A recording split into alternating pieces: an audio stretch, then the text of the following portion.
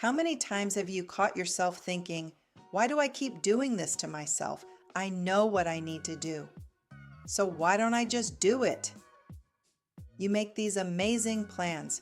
You're so committed. You're going to start that project. You're going to follow through on your goals. You're going to finally stick to your intentions. And then, poof, you sabotage yourself before you even get started. Friend, if this is you, stay with me, because I'm about to blow your mind with what's actually happening in your brain and how to stop being your own worst enemy. By the end of this video, you'll know exactly why you sabotage yourself and how to interrupt it in real time. Section 1. The self-sabotage trap. Here's the thing about self-sabotage. It sneaks up on you like a ninja in yoga pants. You don't see it coming. You only notice it after you've already face planted into a pint of ice cream, put off the thing that would actually help you, or bailed on your own commitments. And then you're sitting there thinking, what is wrong with me? Spoiler alert, nothing. Absolutely nothing is wrong with you. Self-sabotage is just your unconscious programming doing its job. It's your habit brain, that automatic part of your mind, trying to keep you safe by making sure you meet the expectations of your internal belief system. The problem? That belief system was created when you were like 7 years old and didn't know any better. Here's what's wild. Your brain sends you 60,000 thoughts a day. You only consciously hear about 5% of them. 5%. The other 95% is running in the background like a sketchy operating system from 1987, and that's where self-sabotage lives. Your habit brain is basically a well-meaning but slightly paranoid friend who learned some coping mechanisms way back when, and now she's convinced those same strategies still work. Spoiler, they don't. And listen, if you want to start catching these sabotaging thoughts before they derail you completely, head to my website and grab my free guide, 6 Steps to Quieting Your Inner Judge. It's like a cheat code for your brain. Link in the description. Now, before you click away thinking this doesn't apply to you, stick with me. Because what I'm about to tell you about the drivers of self-sabotage, you're going to see yourself in at least one of these, maybe all of them, no judgment. Section 2. The 4 sabotage drivers.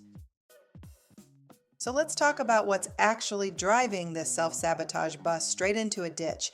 There are 4 big ones, and I guarantee you've got at least one of these running your show. Driver number 1, fear of failure. The classic, you're terrified of giving it your all and still not being enough. So it's easier to remind yourself why you can't do it than to actually try. You get so attached to the outcome that you miss the entire journey. The pride, the courage, the commitment of going all in. That's the good stuff, but fear keeps you from experiencing it. Driver number 2, lack of self-worth. This is the I'm not good enough loop. You don't believe in yourself, so achieving your goals feels impossible. You allow thoughts like, I'm lazy, I always fail, I can never succeed to play on repeat without questioning them. And here's the kicker. How you think drives how you feel, which drives what you do. So when you're thinking you're lazy, you're going to feel like garbage and act accordingly. Self-fulfilling prophecy, anyone? Driver number 3, fear of success. Wait, what? Who's afraid of success? Oh honey, you'd be surprised. When you've worked hard and actually achieved something, it can become a total stressor. You worry you won't be able to maintain it. You tell yourself you just got lucky. Every win taps on your insecurity like a woodpecker on a tree. So what do? You sabotage before success can expose you. Driver number 4, lack of belief. This is when you don't actually believe you can do something, so you behave in ways that ensure failure. You don't make plans. You don't ask for help. You justify procrastinating because what's the point anyway? And when you inevitably don't succeed, you blame everything except the real culprit, your lack of belief in yourself. If any of these hit a little too close to home, good. That's self-awareness, baby, and that's the first step in mind management. If you're tired of knowing better but still doing the same thing, Mindset Mastery is where I teach you how to actually rewire this step by step. Check it out at the link below. Okay, so you've recognized yourself in one or maybe all of those drivers. Now what? Do you just accept you're doomed to sabotage yourself forever? Absolutely not, because here's where it gets good. Section 3, Catching Yourself in the Act. All right, here's the good news. You don't have to eliminate self-sabotage to win. You just have to catch it earlier than you used to. That's it. That's the game. And before I break this down, I want you to zoom out with me for a second, because this matters. Self-sabotage always follows the same basic path. Trigger to thought to feeling to action to result every single time. So what we're really talking about here is where you catch yourself in that chain. Earlier equals more power, later equals still useful, just messier. There are 5 common places people catch themselves. You don't need to master all 5. Even one is enough to change your life. Let's walk through them. 1. The consequence.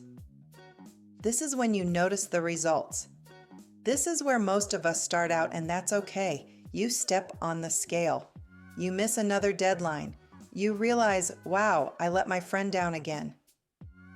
If this is where you usually catch it, I want you to hear this clearly. That does not mean you're failing. It means you're becoming aware. Instead of beating yourself up, get curious. What was I doing consistently that led here? No judgment, just data. That alone starts loosening the pattern. 2, doing it. This is where things start getting good. This is when you catch yourself mid-sabotage. You're halfway through the snack. You're about to cancel the plan. You're opening Instagram instead of doing the thing, and suddenly you think, wait, what am I doing right now? That moment, that's progress. You don't need to stop perfectly. You just need to notice sooner than last time.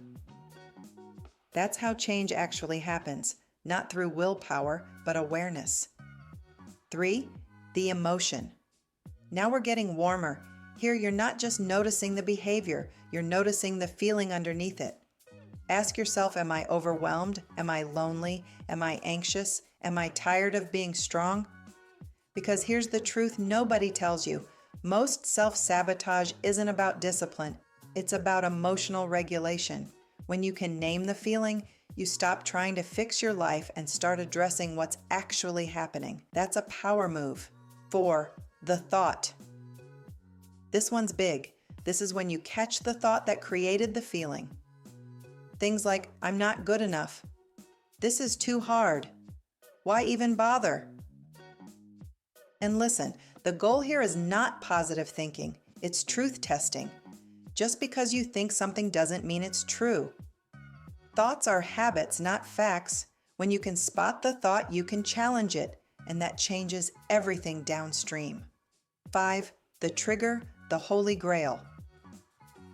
This is the earliest point and the most powerful. This is when you recognize, oh, this is what sets me off. Maybe it's certain people, certain times of day, certain expectations, certain situations where you feel judged, rushed, or not enough. When you know your triggers, self-sabotage stops feeling mysterious and starts feeling predictable. And what's predictable? Manageable. Pause for a second. Which stage do you catch yourself in most? 1 through 5. Let me say this clearly. You do not need to catch yourself at the trigger to be good at this. Even catching it at the consequence stage is growth. Catching it at the doing stage is momentum. Catching it at the thinking stage is transformation. Every layer of awareness buys you more freedom. And the more you notice, without shame, the faster this pattern loses its grip. So now you can spot it. But how do you actually stop the cycle? How do you convince your brain to let go of these old self-sabotage ways? I'm so glad you asked. Section 4, Rewiring your brain. Here's your action plan for personal growth and living a better life. Step 1, humanize it. First, stop beating yourself up. Self-sabotage is a normal part of being human. So much of it was handed to you from parents, society, and your childhood. You have no reason to feel bad or angry. Humanize it. We all do this. Step 2, rewrite your story. Go back to where your self-sabotage started. What story did you create about yourself? Now neutralize it. Strip out the judgment and emotion. Give yourself a new but true story. Use facts, not thoughts. Check out my facts versus thoughts content for more on this. It's psychology gold. Step 3, identify new actions. What would your future self do in this situation? What actions align with who you want to be, not who your old programming says you are? Write them down, make them specific. Step 4, own the win. This is crucial. Make it a big deal every time you follow through. Tell yourself you're changing. Write about how awesome it is. Celebrate like you just won an Oscar. No more, I hope I can keep this up, or I got lucky. That's not convincing your brain. You have to show your brain that these new ways equal safety, comfort, and satisfaction. Remember, nothing in your mind is believable without your consent. You get to choose what you believe. You have a conscious, reasoning, executive function brain that has the ultimate say about what you do. Use it. Listen, self-sabotage is sneaky, but now you know what it is, what drives it, how to spot it, and how to rewire it. That's not small potatoes, my friend. That's life-changing mindset work.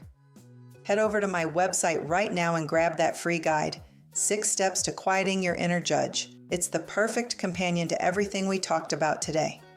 And if you're ready to go all in on this mind management journey, check out Mindset Mastery, my digital course that will transform how you think, feel, and show up in your life.